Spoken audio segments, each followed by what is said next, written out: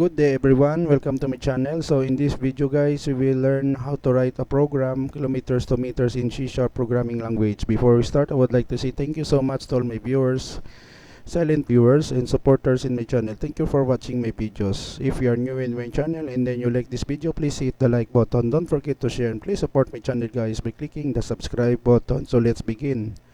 I will put a link in the video description where you can download the complete source code of our tutorial video for today in my two websites for free.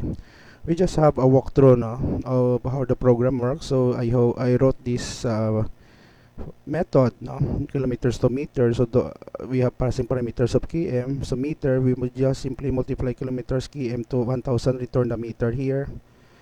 Two variables here, double, meter and km, which I initialize with 0, the title of our program, kilometers to meters. In this line of code, we are accepting distance in kilometer that will be stored in a variable km.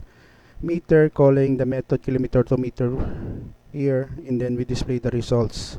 And end a program which informs the user that the program has been ended. Don't worry guys, because I will put a link in the video description where you can download the complete source code of our tutorial video for today. Let us run the code. Let's say we have 7.8 kilometers. 7.8 kilometers is equals to 7,800 meters and a program.